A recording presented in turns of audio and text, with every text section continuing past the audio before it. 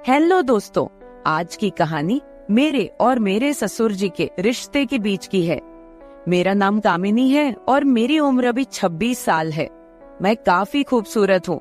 मैंने अपनी बॉडी को पूरा फिट रखा हुआ है क्योंकि मैं रोजाना एक्सरसाइज करती हूँ। मेरी शादी को 7 साल हो चुके हैं। मेरे मम्मी पापा ने गरीबी की वजह से मेरी शादी कम उम्र में ही एक अमीर लड़के से करवा दी, लेकिन वो लड़का अक्सर बीमार रहता था। उसके हार्ट में कोई प्रॉब्लम थी। मैं अपनी शादी से ज्यादा खुश नहीं थी, पर मेरे पति मुझसे बहुत ज्यादा प्यार करते थे। अब मेरी शादी को 2 साल हो चुके थे, लेकिन अभी तक कोई भी बच्चा नहीं हुआ था। हमारे घर में मैं, मेरे पति और ससुर जी थे। हम तीनों ही बहुत प्यार से रहते थे। मेरे ससुर जी की उम्र 45 से 50 साल की होगी, लेकिन वो काफी जवान दिखते हैं क्योंकि उन्होंने अपने शरीर को पूरा फिट रखा हुआ है। फिर एक दिन मेरे पति की तबीयत ज्यादा खराब हो गई और उनकी मृत्यु हो गई। मेरे सामने मानो दुखों का पहाड़ टूट पड़ा हो। अब मैं एक विधवा हो चुकी थी। धीरे धीरे मेरे पति को गुजरे काफी समय हो गया था। अब मेरे ससुर जी और मैं दोनों ही घर में रहते थे।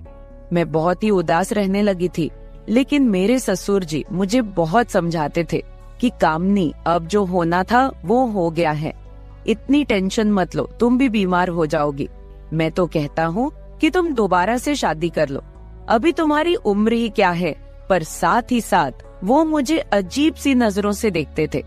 फिर मैं अपना घर चलाने के लिए जॉब करने लगी क्योंकि मेरे घर में अब कमाने वाला कोई नहीं बचा था। मैं दिन भर ऑफिस में रहती और शाम के 7 बजे तक घर आती। ससुर जी का बिजनेस ठीक ठाक चलता था, पैसों की कुछ खास चिंता नहीं थी। फिर भी मैं सोचती हूँ कि खाली घर पर बैठकर क्या करूँगी, इसलिए जॉब करती हूँ और थोड़ा दिल भी बहल जाता है और टाइम पास भी हो जाता है। अब मेरे पति को गए हुए बहुत दिन हो चुके थे, इसलिए मैं उनकी मृत्यु के सदमे से थोड़ा थोड़ा बाहर निकल रही थी। ऑफिस की सहेलियों ने मुझे बहुत समझाया कि तुम शादी कर लो। मेरी एक बहुत अच्छी सहेली है, हम दोनों साथ साथ ऑफिस जाती हैं। एक दिन ऑफिस से निकलते वक्त मेरी सहेली ने मुझे घर पर बुलाया क्योंकि मेरे ऑफिस और घर के बीच ही मेरी सहेली का घर है। तो मैं उसके घर चली गई। हमने चाय पी और फिर इधर उधर की थोड़ी बातें की। मेरी सहेली ने कहा कि क्या तुझे पता है ऑफिस में क्या चल रहा है? मैंने कहा नहीं यार, मुझे उससे क्या फर्क पड़ने वाला है, वैसे भी तो मैं ऑफिस में अपना मन बहलाने के लिए ही जाती हूँ। फिर मेरी सहेली बोली, फिर तू सुन ले, हमारे ऑफिस में सभी लोग एक दूसरे से मिलकर रहते हैं और किसी को भी कोई समस्या हो वो सभी मिलकर सुलझा लेते हैं। देखो, जो काम वाली आंटी है वह विधवा हो चुकी है, लेकिन ऑफिस के लोगों ने मिलकर उनकी शादी करवा दी है। अब वह बहुत खुशी खुशी रहती है और उनका भी एक सहारा बन गया है। मैंने उसकी बातों पर ज्यादा ध्यान नहीं दिया और वहाँ से अपने घर चली आई। मैं थोड़ा थोड़ा अपनी सहेली की बातों को समझ रही थी कि वो मुझे शादी करने के बारे में बोल रही है। फिर मैंने घर आकर ससुर जी को खाना बनाकर दिया और खुद भी खाना खाया। मैं अपने कमरे में बैठी थी, मुझे नींद नहीं आ रही थी। सुबह के लगभग 10 बज रहे थे। आज रविवार था, मुझे ऑफिस नहीं जाना था। तभी मेरे दिमाग में मेरी सहेली के मुंह से सुनी हुई बातें चलने लगी। मैं सोच सोचकर परेशान सी होने लगी। फिर मेरे दिमाग में कुछ आया और मैं अपने ससुर जी के कमरे की ओर चली गई। जब मैं अपने ससुर जी के रूम में गई तो उनके हाथ में एक किताब थी। मुझे देखकर उन्होंने किताब को तकिए के नीचे रख दिया। मैंने देख लिए था कि ससुर जी कौन सी किताब देख रहे हैं। मैंने कहा, ससुर जी आप क्या पढ़ रहे हो? वह बोले, कुछ नहीं बहू, किताब देख रहा था बस। बताओ क्या बात है? मैं बोली, कुछ नहीं। ससुर जी मुझे आपसे कुछ जरूरी बात करनी है। उन्होंने कहा, हाँ बहू कहो क्या बात करनी है। मैंने कहा, ससुर जी बात थोड़ी अजीब है, मैं सोच रही थी कि आपसे कहूँ कि नहीं। उन्होंने कहा, अरे पहले तुम बोलो तो सही, क्या बात है? ऐसा कभी हुआ है कि तुमने कभी मेरे से कुछ मांगा हो और मैंने तुम्हें ला के ना दिया हो? तुम मेरा इतना ख्याल रखती हो, जो भी बात है खुलकर बोलो। फिर मैंने हिम्मत करके ससुर जी को बोला कि अब मेरे पति की मृत्यु को 2 साल होने को आए हैं उनकी मृत्यु के बाद से मैं बड़ी मुश्किल से सदमे से बाहर आई हूँ। अभी मैं घर से बाहर जाती हूँ तो मुझे बड़ी दिक्कत होती है। आपको तो पता ही है कि विधवा औरत की तरफ लोग कैसी नजरों से देखते हैं और उसके बारे में लोग कैसी सोच रखते हैं। आपने मुझे बहुत बार बोला है कि तुम शादी कर लो। मैं चाहती हूँ कि आप मेरे लिए एक पति की खोज करो, क्योंकि अकेले मेरी जिंदगी मुझसे नहीं निकाली जा रही। मैं भी चाहती हूँ कि मेरा भी कोई जीवन साथी हो जो मेरे सुख दुख की बात करे और मुझे बहुत ज्यादा प्यार करे। आपको पता है, एक औरत की कई जरूरतें होती हैं जो सिर्फ पति ही पूरी कर सकता है। बाकी आपको पता ही है कि मेरे माँ बाप तो इतने गरीब हैं कि उन्होंने पता नहीं एक बार मेरी शादी कैसे कर्ज उठाकर की है। मैं अब उनको कोई तकलीफ नहीं देना चाहती। अब मेरे लिए तो आप ही सब कुछ हो। मैं बड़ी हिम्मत करके आपसे ये बात कह रही हूँ। मुझे विश्वास है कि आप मेरे लिए कुछ अच्छा ही करोगे। उसके बाद ससुर जी ने मुझे अपने पास बैठा लिया और मेरे साथ कुछ बातें करने लगे और मेरे सुख दुख को बांटने लगे। फिर ससुर जी मुझसे बोले, बहू, जिस चीज की तलाश तुम बाहर से कर रही हो वो चीज तुमको घर में ही मिल सकती है। अगर तुम चाहो तो मैं तुम्हारी सभी जरूरतों को पूरा कर सकता हूँ। ससुर जी की बात सुनकर तो मेरे होश ही उड़ गए। मैंने बोला, ससुर जी, मैं तो आपकी बेटी सामान हूँ, आप ये सब कैसे सोच सकते हैं? ससुर जी बोले, देखो बहू, तुम्हें पता है तुम्हारी सासू माँ की मृत्यु के बाद से मैं अकेला ही जिंदगी बीता रहा हूँ, और जब से तुम्हारे पति की मृत्यु हुई है तुम भी अकेले जिंदगी बीता रही हो। अगर तुम्हारा इरादा हो तो हम दोनों का अकेलापन दूर हो जाएगा और हम दोनों एक दूसरे के सहारे जिंदगी बिता लेंगे और बाहर किसी को कुछ भी पता नहीं चलेगा। बाकी मेरे जाने के बाद ये सारी प्रॉपर्टी भी तो तुम्हारी ही है और इस प्रॉपर्टी को संभालने वाला भी तो कोई चाहिए। बाकी लोगों की टेंशन मत लो, वो तो जब तुम विधवा की जिंदगी जी रही हो तब भी बातें करते थे और अब भी बातें करेंगे। सच कहूँ तो बहू, मैं तो उसी वक्त तेरा दीवाना हो गया था जब मैंने तुम्हें पहली बार देखा था। फिर मैंने ससुर जी को बोला कि मैं सोचकर बताती हूँ। अगली सुबह मैं उठी और खाना बनाने लगी। अगले दिन मैं ऑफिस नहीं गई, मैं किचन में खाना पका रही थी। तभी ससुर जी किचन में आए और बोले, बहू, आज ऑफिस नहीं जा रही हो क्या? मैंने कहा, नहीं, आज नहीं जा रही हूँ। आज मैंने ऑफिस से छुट्टी ले ली है। आप कहीं जाने वाले थे, गए नहीं क्या? वो बोले, नहीं, आज मेरी तबीयत ठीक नहीं है। मैंने सोचा कि आज घर रहकर आराम कर लेता हूँ। कुछ देर के बाद घर में कुछ मेहमान आ गए। हम लोग मेहमानों के आदर सत्कार में लग गए। मैंने उनसे हालचाल पूछा और उन लोगों से ढेर सारी बातें की। मेहमान के रूप में मेरे चाचा और चाची जी आए हुए थे। जब मैं मेहमानों से बातें कर रही थी तभी ससुर जी बाहर घूमने चले गए।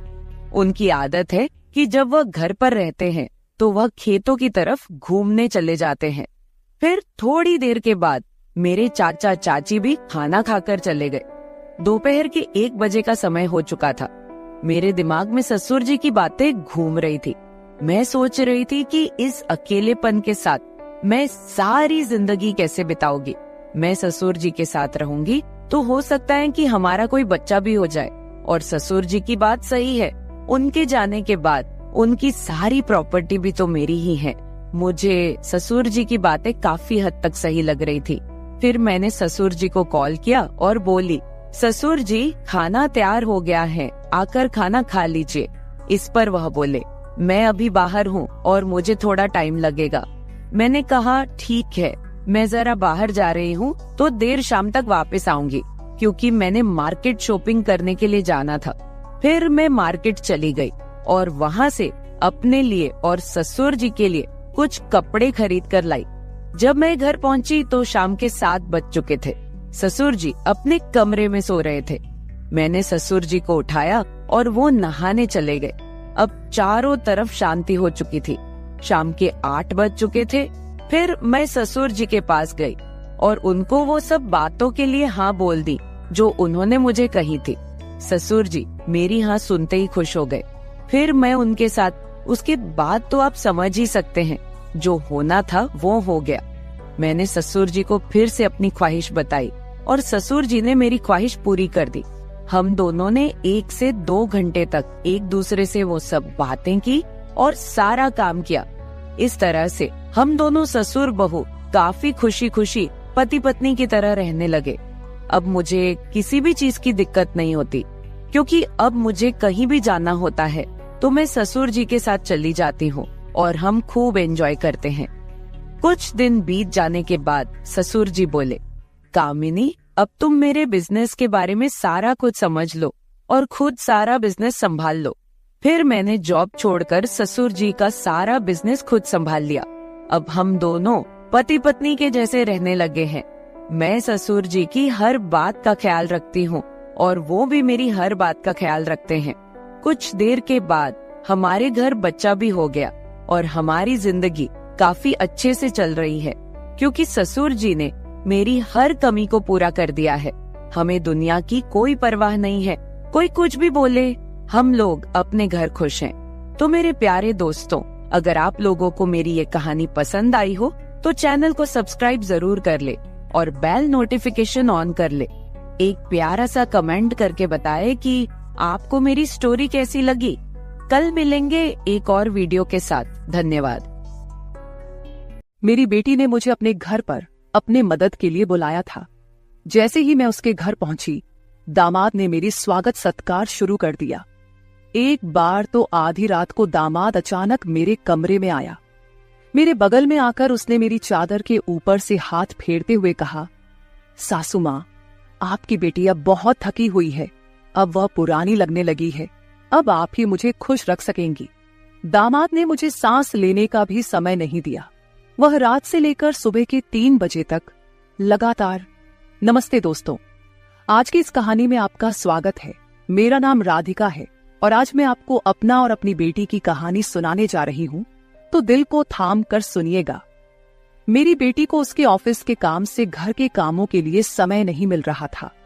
एक दिन उसका मुझे फोन आया और उसने कहा, माँ, मुझे घर के कामों में आपकी बहुत जरूरत है, कुछ दिन मेरे पास आओगी क्या?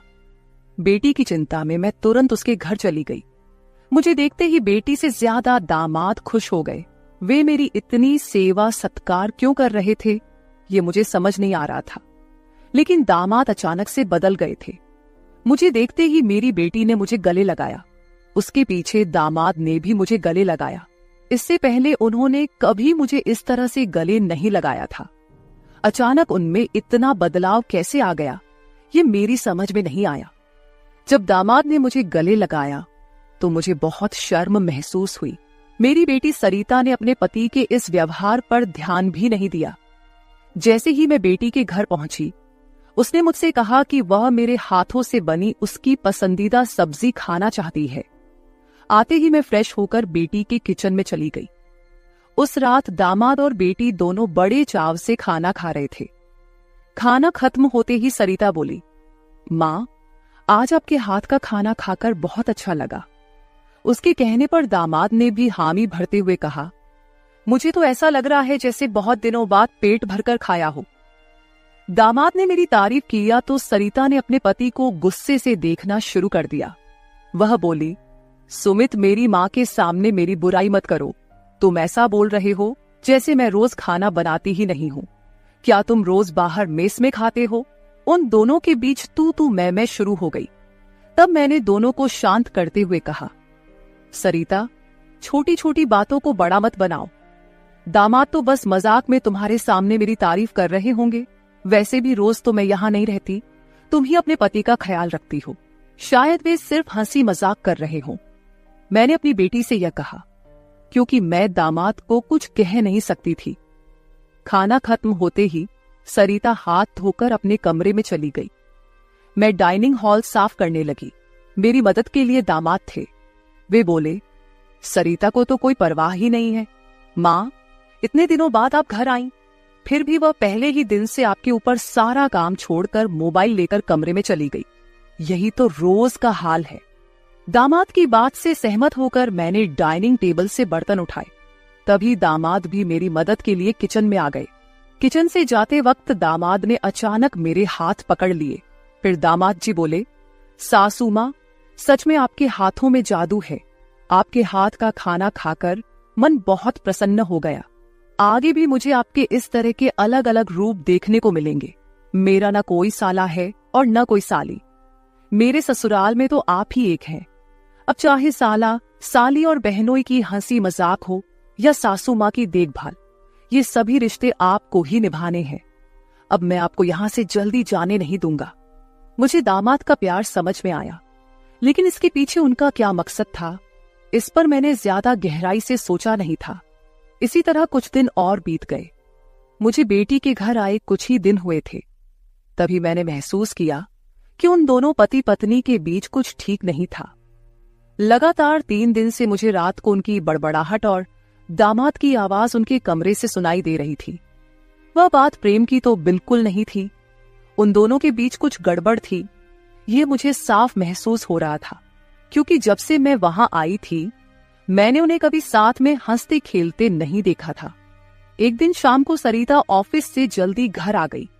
उसे घर पर देख मैं 2 कप कॉफी लेकर उसके कमरे में चली गई। मुझे उससे थोड़ी बात करनी थी। कॉफी का बहाना लेकर मैं उसके कमरे में गई। मैंने उसके हाथ में कॉफी का कप दिया, लेकिन वह मुझसे बात करने के बजाय मोबाइल में व्यस्त थी। तब मैंने उसका मोबाइल खींचते हुए बोली, सरिता, क्या मुझे यहाँ बुलाने का मकसद यही है कि मैं तुझे मोबाइल खेलते हुए देखूं? मैं आई हूं और तू मुझसे 2 मिनट भी बैठकर बात नहीं कर रही। अरे 2 शब्द मां से तो बोल, और अगर तुझे बात नहीं करनी तो मुझे तुझसे बात करनी है। जैसे ही मैंने उसका मोबाइल छीन लिया, उसका ध्यान मेरी ओर हो गया। वह बोली, बोलो मां, तुम्हें मुझसे क्या इतना जरूरी बात करनी है? तब मैंने उससे कहा, सरिता, तू खुद को इतनी कूल दिखाती है, क्या सच में तू वैसी ही है? क्या सच में तुम्हारे घर का माहौल इतना कूल है? मेरी बातों पर सरिता के चेहरे पर एक सवालिया निशान उभर आया। वह बोली, मां, तुम क्या बोल रही हो? मुझे तो कुछ समझ में नहीं आ रहा। जो बोलना है सीधे बोलो। अब तुम टीचर नहीं हो और ना मैं तुम्हारी स्टूडेंट, जो तुम मुझसे इतने सख्ती से बात कर रही हो। सरिता के कंधे पर हाथ रखकर मैंने उससे कहा, अरे पिछले 3 दिनों से रात को मुझे तुम्हारे कमरे से तुम दोनों की बड़बड़ाहट सुनाई दे रही है। क्या तुम दोनों के बीच सब कुछ ठीक है? अभी तुम्हें बच्चा भी होना है।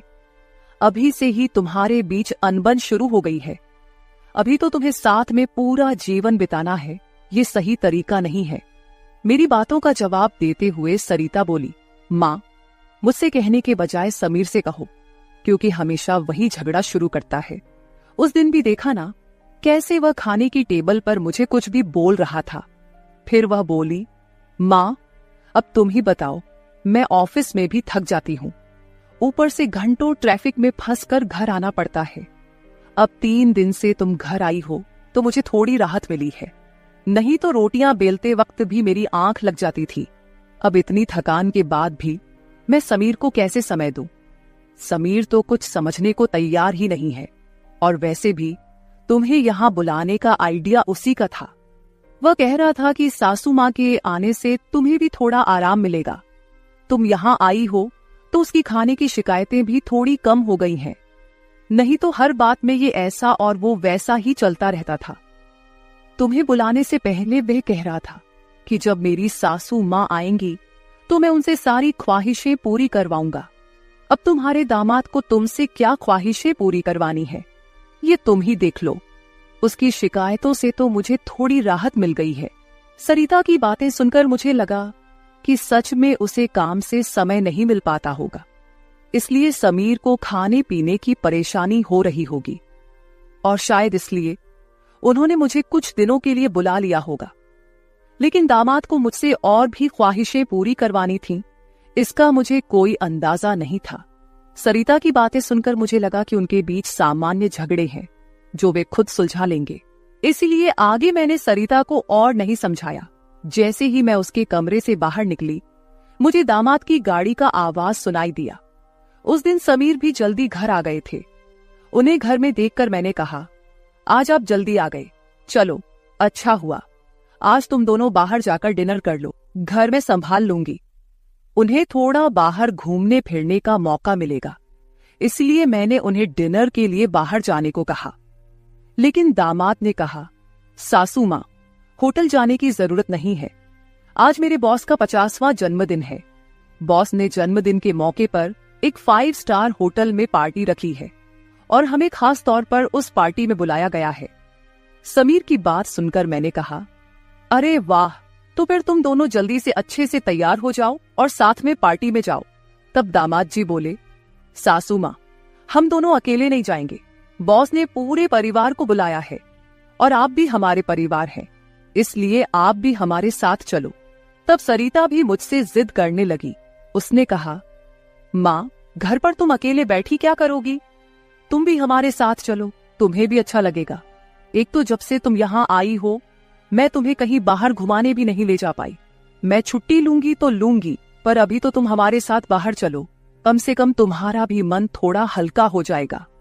उन दोनों का इतना जोर बढ़ गया कि मुझे भी उनके साथ जाने के लिए तैयार होना पड़ा। मैं हमेशा कहीं भी जाती थी तो अपने साथ 1-2 पार्टी वियर कपड़े रखती थी। इस बार भी मैंने पिंक रंग की नेट वाली साड़ी साथ रखी थी। मैंने वही साड़ी पहनकर अच्छे से तैयार होकर कमरे से बाहर आई। जैसे ही मैं बाहर आई, दामाद मुझे लगातार देखने लगे। वो मुझे ऊपर से नीचे तक नजर फेरने लगे। उन्होंने कहा, आज आपको सासू माँ कहने में मुझे शर्म आ रही है, क्योंकि आप किसी भी तरह से उम्रदराज नहीं लग रही हैं। आज तो आप किसी हीरोइन से कम नहीं लग रही हैं। दामाद की बातों पर मुस्कुराते हुए मैं बाहर गाड़ी के पास चली गई। कुछ देर बाद घर को लॉक करके बेटी और दामाद भी बाहर आ गए। दामाद मेरी तारीफ कर रहे थे, लेकिन सरिता का ध्यान उस पर नहीं था।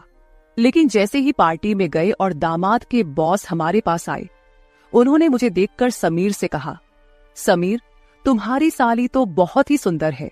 इस पर समीर कुछ बोलते उससे पहले ही सरिता बोली, बॉस, ये समीर की साली नहीं है, ये तो माँ है, ये समीर की सास है।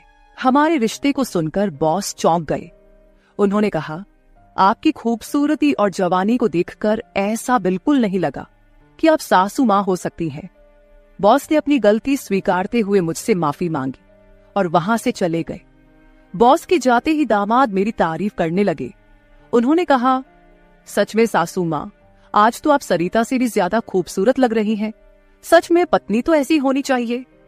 ऐसा कहकर दामाद ने मेरे हाथ पर ताली मारी और हंसने लगे। लेकिन उनकी इस मजाक पर सरिता गुस्से से मेरी ओर देखने लगी। अब मुझे धीरे धीरे दामाद की नजरों का एहसास होने लगा था। कुछ देर बाद हम घर जाने के लिए निकल पड़े। घर पहुंचते ही सरिता और मैं एक साथ गाड़ी से उतरे। गाड़ी से उतरते ही सरिता ने मुझसे कहा, माँ, आज के बाद तुम्हें इतना सजने संवरने की कोई जरूरत नहीं है। थोड़ा अपनी उम्र के हिसाब से रहना सीखो। गुस्से में तीखे शब्द बोलते हुए सरिता पैर पटकती हुई घर के अंदर चली गई। मुझे उसका गुस्सा कुछ समझ नहीं आया। असल में मुझे तो किसी भी बात पर गुस्सा आने का सवाल ही नहीं था। फिर भी सरिता मुझसे नाराज होकर पैर पटकते हुए घर के अंदर चली गई थी। नादान लड़की सोचकर मैंने उसकी बातों को नजरअंदाज किया और घर में जाकर अपने कमरे में चली गई। कुछ देर बाद फ्रेश होकर मैंने रात में सोने के लिए नाइट गाउन पहन लिया। रोज की तरह सोने से पहले मैंने अपने हाथ पैरों पर बॉडी लोशन लगाया। तभी अचानक दरवाजे पर दस्तक हुई। दरवाजे पर दामाद थे। हमारी नजरें मिलते ही दामाद ने कहा, सासू माँ, अंदर आ सकता हूं। ये घर उनका ही था, फिर भी वो कमरे में आने के लिए मुझसे अनुमति ले रहे थे। मैंने कहा, ये घर तो आपका ही है, मेरी अनुमति लेने की क्या जरूरत, आप यहाँ कभी भी आ जा सकते हो। फिर हंसते हुए दामाद कमरे के अंदर आ गए। उन्होंने मेरी ओर देखकर कहा, सासू माँ, सच में आज आप बहुत सुंदर लग रही थी। वैसे तो मैं आपको कभी यह कॉम्प्लीमेंट देना चाहता था कि आप आज भी जवान और खूबसूरत दिखती हैं। कभी कभी सच में आपको सासू माँ कहने में मुझे शर्म महसूस होती है। कभी कभी तो आपको नाम से बुलाने की इच्छा होती है। सच में आप सरिता की बहन जैसी लगती हैं। बाहर कुछ समय पहले सरिता ने जो गुस्से में आपको कहा, वह सब मैंने सुना। उसकी बातों पर ध्यान मत दीजिए। और हाँ, एक जरूरी बात यह है कि सरिता की बातों को दिल पर लेकर आप अपना रहन सहन बिल्कुल मत बदलिए। आप जैसी हैं बहुत अच्छी हैं। दामाद के मुंह से अपनी तारीफ सुनकर मेरे मन में लड्डू फूटने लगे। अगर 45 साल की किसी महिला की तुलना 21 साल की जवान लड़की से की जा रही हो तो जाहिर है वह महिला खुश होगी ही। उस समय मेरे साथ भी वैसा ही हुआ था। दामाद की प्रशंसा पर मैं शर्मा गई थी। उस दिन के बाद दामाद की हदें बढ़ने लगी। 4 दिन बाद मुझे अपनी बेटी के कमरे से उनकी बहस की आवाजें सुनाई दी। मैं अपने कमरे से बाहर झांकते हुए वह सब सुन रही थी। तभी दामाद कमरे से बाहर आते दिखे। दामाद को बाहर आते देख मैं जल्दी से अपने कमरे में चली गई। मैं कमरे की लाइट बंद करने ही वाली थी कि समीर मेरे कमरे में आ गया। वो काफी गुस्से में लग रहा था। मैंने उसे एक गिलास पानी दिया और पूछा, सब ठीक तो है ना? इस पर दामाद बोले, सासू माँ, आपकी बेटी और आप में कितना फर्क है। शादी के बाद पति से कैसा व्यवहार करना चाहिए, उसे कैसे खुश रखना चाहिए, आपने सरिता को कुछ भी नहीं सिखाया। जब भी मैं उसके पास जाता हूँ वह मुझसे एक ही बात कहती है कि मैं बहुत थक गई हूँ। आपकी बेटी अब पूरी तरह बूढ़ी दिखने लगी है, उसके सामने आप जवान लगती हैं। कहाँ आपकी जवानी और कहाँ सरिता की समय से पहले आई बुढ़ापा। मैंने शांत रहकर समीर की सारी बातें चुपचाप सुनी। उनकी बातें खत्म होते ही मैंने उसे समझाते कहा, दामाद जी, आप गुस्सा मत कीजिए। सरिता अपने ऑफिस के काम में पूरी तरह थक जाती है, इसलिए वह थोड़ी परेशान हो गई है। कुछ दिन आप दोनों बाहर घूमने चले जाइए, सब कुछ ठीक हो जाएगा। काम की भाग दौड़ में खुद के लिए भी समय निकालना जरूरी है।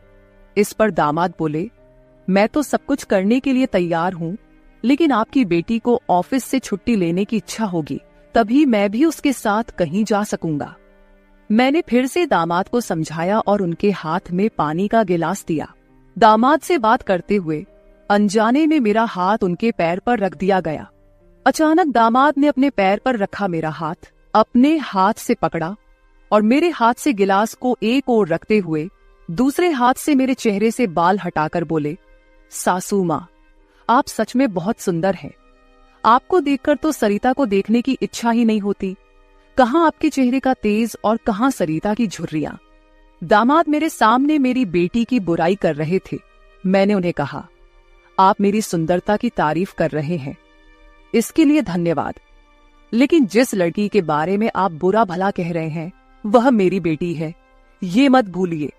दामाद बोले, सासू माँ, मैं कुछ गलत नहीं कह रहा हूँ, जो सच है वही कह रहा हूँ। अब सरिता बूढ़ी दिखने लगी है तो क्या करूं? आपके सामने वह सच में फीकी पड़ती है।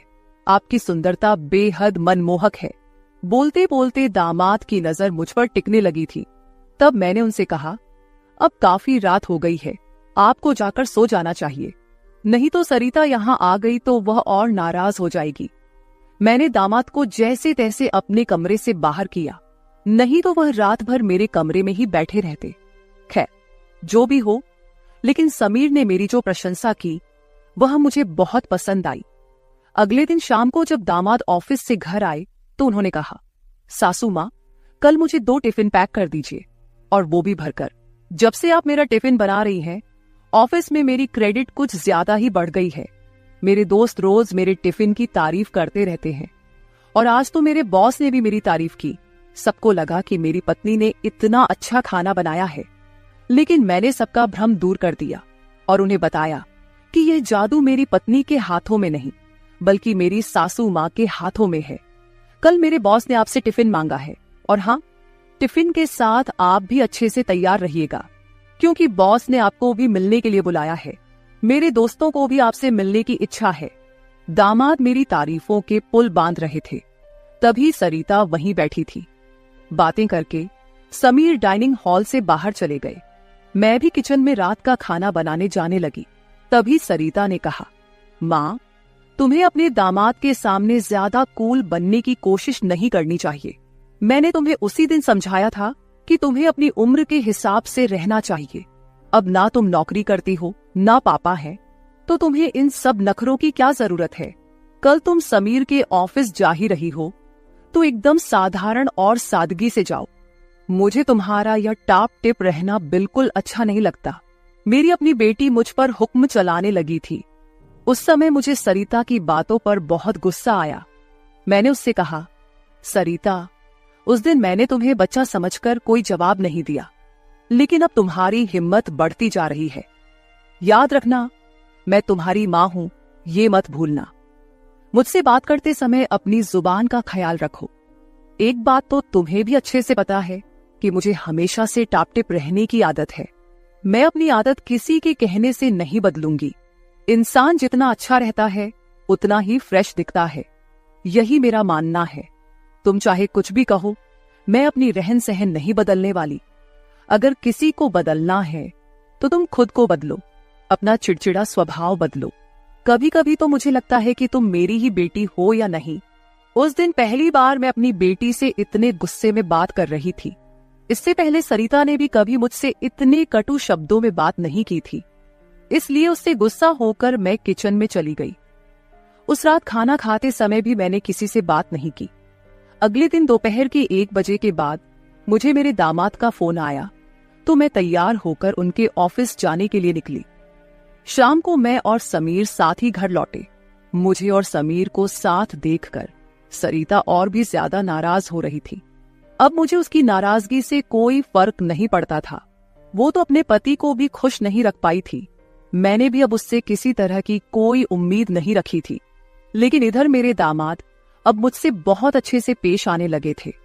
हर 2-3 दिन में वो मुझसे कहते कि उनके ऑफिस में उनके दोस्तों ने या कभी उनके बॉस ने मुझसे मिलने के लिए बुलाया है।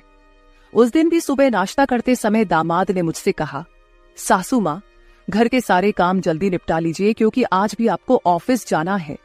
मैंने उनकी बात पर सहमति जताई। जैसे ही समीर ऑफिस के लिए निकले, सरिता ने मुझे घेर लिया। उसने कहा, माँ, मैं कुछ दिनों से देख रही हूँ रोज तुम अपने दामाद के ऑफिस जा रही हो, शाम को उनके साथ हंसती खेलती घर लौटती हो। अब भी तुम दोनों में सास दामाद का रिश्ता बरकरार है या फिर सीमाएं पार हो गई हैं? उस समय सरिता कुछ ज्यादा ही बोल गई थी। मैंने उस पर जोर से चिल्लाई, फिर भी उसे कोई फर्क नहीं पड़ा। उसने कहा, मुझ पर चिल्लाने की बजाय एक बार यह सोचो कि तुम्हारा और तुम्हारे दामाद का रिश्ता किस मोड़ पर जा रहा है। अगर मेरी बात समझ में नहीं आई तो तुम यहां से जा सकती हो। उसकी बातें सुनकर मेरी आंखों से आंसू बहने लगे। मेरे आंसुओं की परवाह किए बिना सरिता ऑफिस चली गई।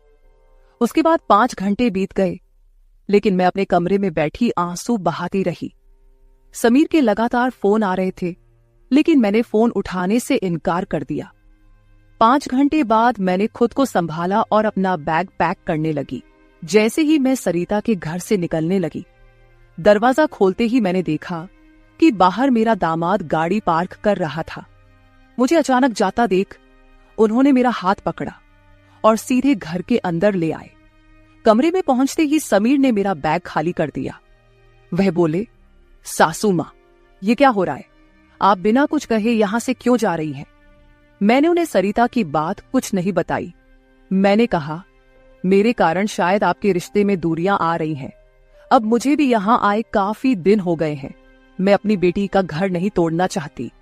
आप अपने जीवन में खुश रहिए, अब मुझे यहां से जाना चाहिए। मैं फिर से अपना बैग पैक करने लगी। तभी दामाद ने मुझे अपनी ओर घुमाए।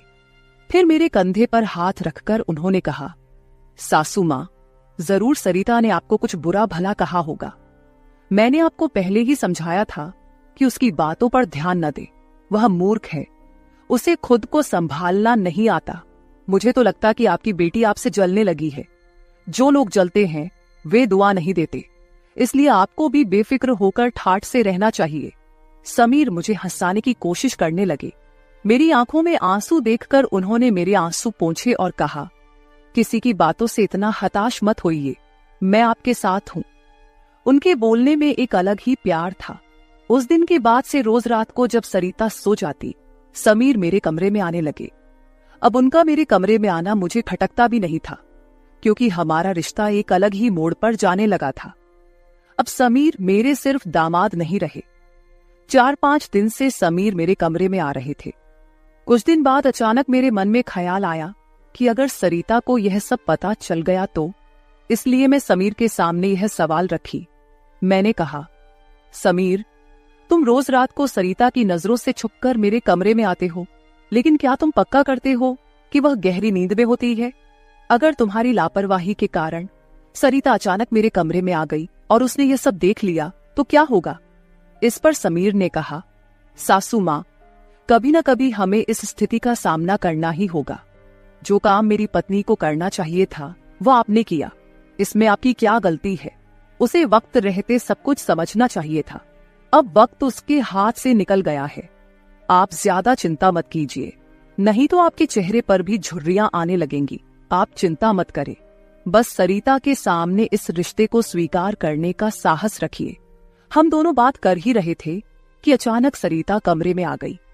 मैंने उसका नाम लिया ही था कि वह वहां मौजूद हो गई थी। हम दोनों सास और दामाद एक दूसरे को देखने लगे। सरिता तो हमें साथ देखकर हमारी ओर बस देखती ही रह गई थी। उसने कहा, मुझे तुम दोनों पर पहले ही शक हो गया था। समीर, तुम्हें क्या लगा कि तुम रोज रात को मुझे चकमा देकर जाते हो और मुझे इसका बिल्कुल पता नहीं चलता?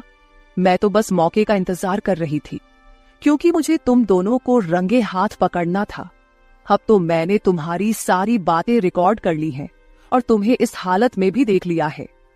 सरिता बोल ही रही थी कि तभी समीर का फोन बजा। उसने मेरा हाथ छोड़ दिया और कमरे से बाहर चला गया।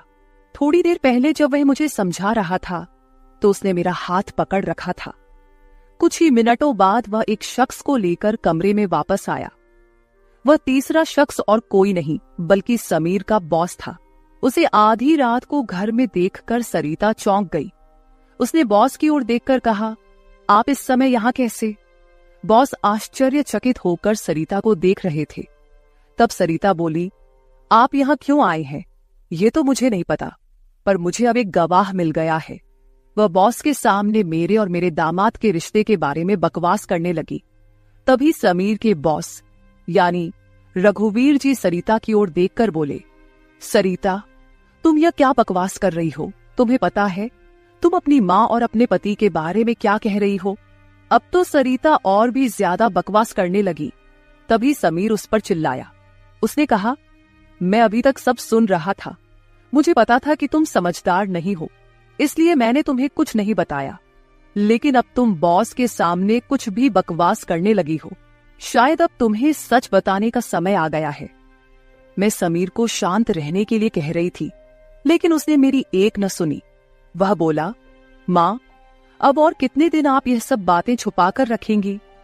इस तरह मन मारकर जीवन को सुखमय नहीं बनाया जा सकता। जीना है तो खुले दिल से जियो। आपको किसी से डरने की जरूरत नहीं है, क्योंकि आपने कोई अपराध नहीं किया। समीर ने सरिता से कहा, सरिता, पिछले कुछ दिनों से मैं इस कमरे में आ रहा हूं, ये सच है, लेकिन मैं इस कमरे में क्यों आ रहा था इसका कारण वो नहीं है जो तुम सोच रही हो। इसका असली कारण कुछ और ही है। मैं यहां इसलिए आता था ताकि अपने बॉस को तुम्हारी माँ के कमरे में सुरक्षित छोड़ सकूं। मैं तुम्हारी माँ के साथ नहीं बल्कि मेरे बॉस होते थे। जिस दिन हम बॉस के जन्मदिन की पार्टी में गए थे, उस रात जब हम पार्टी से घर लौटे थे तो मैंने तुम्हारी माँ को उनके कमरे में रोते हुए देखा था। उसी रात बॉस ने मुझसे तुम्हारी माँ का फोन नंबर भी लिया था। उस रात बॉस बार बार तुम्हारी माँ को फोन कर रहे थे। उस रात जब मैं अचानक तुम्हारी माँ के कमरे में गया तो मैंने उनके फोन में बॉस के कई मिस्ड कॉल देखे। अगले दिन मैंने बॉस से इस बारे में पूछा, तभी मुझे सच्चाई पता चली। एक समय था जब तुम्हारी माँ और बॉस एक ही कॉलेज में पढ़ते थे। इतना ही नहीं, उन दोनों के बीच प्यार भी था, लेकिन घर वालों के दबाव के कारण वे अपना जीवन एक साथ नहीं बिता सके। पर किस्मत ने 30 साल बाद उन्हें एक बार फिर से आमने सामने खड़ा कर दिया। तुम्हारी माँ कुछ बोलने के लिए तैयार नहीं थी, लेकिन बॉस की वजह से मुझे उन दोनों के रिश्ते के बारे में पता चला। तब से मैंने जानबूझकर कभी दोस्तों का बहाना बनाया तो कभी बॉस का, ताकि तुम्हारी माँ और बॉस को एक दूसरे से मिलवा सकूं। धीरे धीरे मैंने तुम्हारी माँ के चेहरे पर खुशी देखनी शुरू की। वह भी अपना पुराना रिश्ता जीने लगी, लेकिन तुमने इसे गलत समझा और माँ पर गलत आरोप लगाए। तुम्हारे आरोपों के बाद तुम्हारी माँ ने घर से बाहर निकलना बंद कर दिया।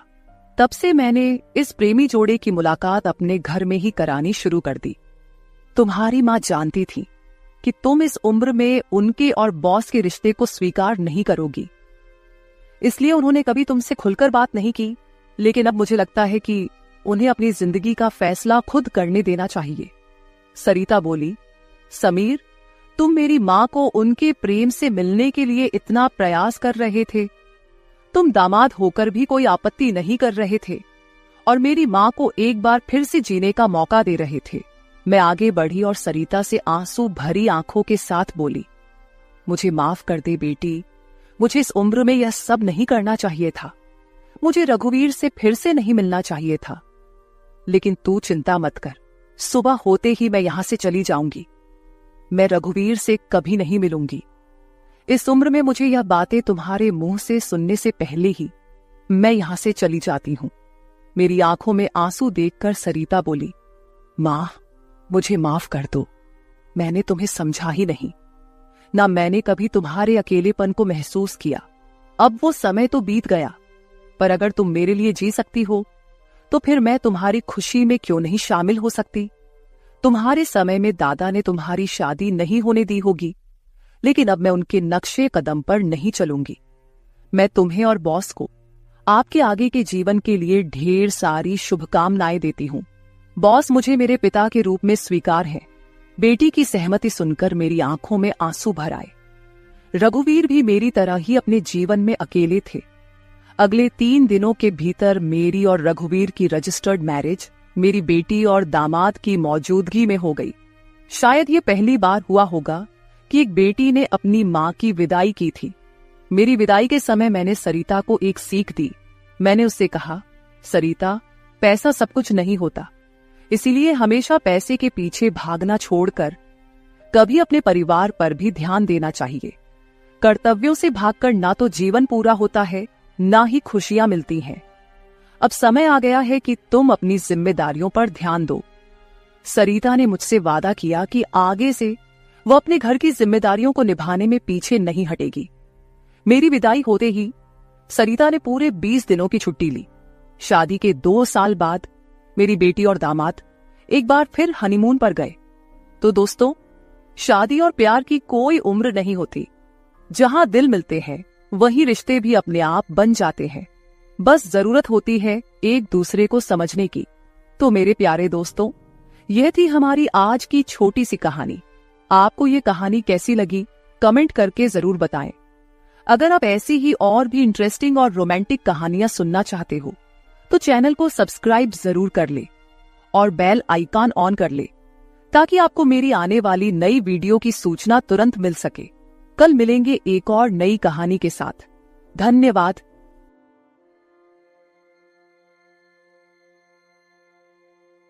रात के करीब 12 बजे का वक्त था। गर्मियों की रातें थीं और मैं अपने कमरे में सो रही थी। अचानक मेरे कमरे के दरवाजे पर दस्तक हुई। पहले तो मैं थोड़ा डर गई, लेकिन फिर सोचा शायद मेरा भाई ही होगा, क्योंकि घर में मेरे और भाई के अलावा कोई और नहीं था। मैंने उठकर दरवाजे की ओर कदम बढ़ाए। दरवाजा खोलते ही मैंने बाहर झांका, लेकिन वहां कोई नहीं था। मैंने सोचा शायद ये मेरा वहम होगा। मैं वापस बिस्तर पर लेटने लगी। अचानक दरवाजे पर फिर से पहले से भी ज्यादा जोर की दस्तक हुई। मैंने कांपती हुई आवाज में पूछा, कौन है? लेकिन कोई जवाब नहीं आया। डरते हुए मैंने दोबारा दरवाजा खोला और वहां मेरा भाई खड़ा था। उसने मुझसे कहा, क्या हुआ दीदी, इतनी घबराई हुई क्यों लग रही हो? वो मुझे आज कुछ अजीब सी नजरों से देख रहा था। मैंने सोचा शायद मैं ही ज्यादा सोच रही हूँ, लेकिन मुझे क्या पता था कि उस रात कुछ ऐसा होने वाला था जिसने मेरी पूरी जिंदगी को बर्बाद कर दिया, जिसे मैं चाहकर भी कभी भूल नहीं पाई। अब मैं आपको अपनी जिंदगी का वो सच बताने जा रही हूँ जिसे मैंने आज तक सबसे छुपा कर रखा था। यह सच ऐसा है जो मेरी हर रात की नींद और हर दिन का सुकून छीन ले गया। इसे सुनने के बाद शायद आपकी रूह कांप उठेगी। दोस्तों, कहानी सुनने से पहले दिल थाम कर बैठिएगा, क्योंकि कहानी बहुत ही खतरनाक होने वाली है। अगर चैनल पर पहली बार आए हैं तो चैनल को सब्सक्राइब जरूर कर लीजिएगा। तो चलिए कहानी शुरू करते हैं। मेरी उम्र 20 साल हो चुकी थी और मैंने नया नया जवानी की दहलीज पर कदम रखा था। मैं कॉलेज में 2nd ईयर की पढ़ाई कर रही थी। उन दिनों गर्मी का मौसम था और हमें कॉलेज से छुट्टियां मिल गई थीं। रोज की तरह आज भी पूरे घर की सफाई करने के बाद मैं अपने बिस्तर पर आराम कर रही थी। थकान से चूर होकर ऐसा लग रहा था जैसे पूरा बदन अकड़ गया हो। मैं अपने बिस्तर पर लेटकर सुकून पाने की कोशिश कर रही थी और हाथों से अपने सिर की मसाज कर रही थी। अचानक मेरा भाई राहुल मेरे कमरे में आया और दरवाजा बंद करके कहने लगा, क्या हुआ दीदी, तबीयत तो ठीक है? मैंने कहा, क्या भाई, मम्मी सारा काम मेरे सर पर डालकर चली जाती हैं। कॉलेज की छुट्टियां क्या हुई, सारे घर की जिम्मेदारी मुझ पर आ गई है। ऊपर से काम वाली बाई भी छुट्टी पर है। मुझसे नहीं होते ये घर के काम। मेरी बात सुनकर वह मेरे पास आकर बैठ गया और कहने लगा, मेरी प्यारी बहन, कोई बात नहीं, मैं अभी तुम्हारे लिए दूध लेकर आता हूँ, उसे पियोगी तो सुकून मिल जाएगा। राहुल की बात सुनकर मैं मुस्कुरा दी और कहा, बस तुम खाना बाहर से ले आना, मैं थोड़ी देर सोऊंगी तो मेरी तबीयत कुछ बेहतर हो जाएगी। राहुल कमरे से निकल गया। कुछ देर बाद ठंडे दूध के गिलास के साथ वह वापस आया। मुझे उस पर बहुत प्यार आया। दुनिया में बहुत कम ही ऐसे भाई होते हैं जो अपनी बहनों का इतना ख्याल रखते हैं। मैं उसे ढेर सारा आशीर्वाद देने लगी और उसका लाया हुआ दूध पीने लगी। दूध पीने के बाद मैं अपने बिस्तर पर लेट गई। राहुल कहने लगा, चलो दीदी, मैं तुम्हारा सिर दबा देता हूँ, तुम सो जाओ। वह मेरे पास बैठ गया और अपने हाथों से मेरा सिर दबाने लगा। उसके हाथों से मुझे सुकून मिलने लगा और मेरे सर का दर्द भी कम हो गया था। मैं आंखें मूंद कर लेट गई और कुछ ही देर में मैं गहरी नींद सो गई। मुझे कोई भी होश नहीं था कि मैं कितने घंटे तक सोती रही। जब मेरी आंख खुली तो मैंने घड़ी पर टाइम देखा। रात के 9 बज चुके थे। शायद थकावट की वजह से मुझे वक्त का एहसास ही न हुआ। मम्मी और पापा भी ऑफिस से वापस आ चुके थे। मुझे कुछ भी समझ नहीं आ रहा था और मेरा पूरा शरीर दर्द कर रहा था। मैं बिस्तर से उठकर बाथरूम जाने लगी। तभी मुझे चक्कर आ गए। मुझे ऐसा लग रहा था जैसे सब कुछ घूम रहा हो और अगर दीवार का सहारा नहीं लिया होता तो शायद गिर जाती। खुद को संभालते हुए मैं फ्रेश होकर बाहर आई। देखा कि सभी खाने के टेबल पर बैठे हुए थे और मेरे आने का इंतजार कर रहे थे। मैं जाकर आराम के साथ कुर्सी पर बैठ गई। मेरी हालत काफी खराब हो चुकी थी और थकावट से मेरा पूरा बदन दर्द कर रहा था। राहुल ने देखा कि मैं थकी हुई हूँ तो तुरंत मम्मी से कहने लगा, मम्मी देखिए, अंजलि दीदी पर काम का बोझ थोड़ा कम डाला करे। अरे, अगर काम वाली नहीं आ रही तो उसकी जगह किसी और को रख ले। यह बेचारी सारा दिन काम करके थक जाती है। देखें तो इसकी रंगत भी पीली पड़ चुकी है। वाकई में मेरी हालत दिन ब दिन खराब होती जा रही थी। मम्मी और पापा दोनों ही काम करते थे क्योंकि सिर्फ पापा की जॉब से घर का खर्चा चलना मुश्किल था। साथ ही हमारी पढ़ाई का खर्च भी काफी था, इसलिए मम्मी भी उसी कंपनी में काम करती थी जहां पापा। हम दोनों भाई बहन कॉलेज जाते थे, लेकिन गर्मी के मौसम में छुट्टियां होने की वजह से घर पर ही थे। मैंने एक बात नोटिस की थी कि पिछले कुछ हफ्तों से राहुल मेरे कुछ ज्यादा ही करीब होने लगा था। जब से मुझे कॉलेज से छुट्टियां मिली थीं, तब से वह मेरा कुछ ज्यादा ही ख्याल रखने लगा था। अगर मैं घर का कोई काम करती तो वह आकर मदद करने लगता।